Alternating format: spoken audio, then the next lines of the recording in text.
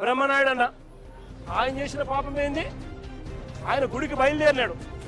చంద్రబాబు నాయుడు గారికి దేవుడు జ్ఞానోదయం చేయాలని, చంద్రబాబు నాయుడు గారు అనే వ్యక్తిలో పశ్చాత్తాపం రావాలని, చంద్రబాబు నాయుడు అనే వ్యక్తికి దేవుడు దయ వల్ల ఆయనకు, ఆయన కొడుకుకు, ఆయనతో పాటు అక్కడే ఉన్న, ఆయనతో పాటు ఆయన పార్టీలో ఉన్న పవన్ కళ్యాణ్ గారికి అందరికీ కూడా జ్ఞానోదయం జరగాలి అని చెప్పి బ్రహ్మనాయుడు ఆయన గుడికి పోతా ఉంటే, గుడి నుంచి ఆయన బయటకు వస్తూనే ఉంటే ఆయన మీద కూడా అటాక్, పోలీసుల సమక్షంలోనే ఆయన మీద కూడా దాడి.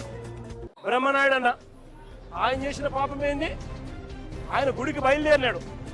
చంద్రబాబు నాయుడు గారికి దేవుడు జ్ఞానోదయం చేయాలని, చంద్రబాబు నాయుడు గారు అనే వ్యక్తిలో పశ్చాత్తాపం రావాలని, చంద్రబాబు నాయుడు అనే వ్యక్తికి దేవుడు దయ వల్ల ఆయనకు, ఆయన కొడుకుకు, ఆయనతో పాటు అక్కడే ఉన్న, ఆయనతో పాటు ఆయన పార్టీలో ఉన్న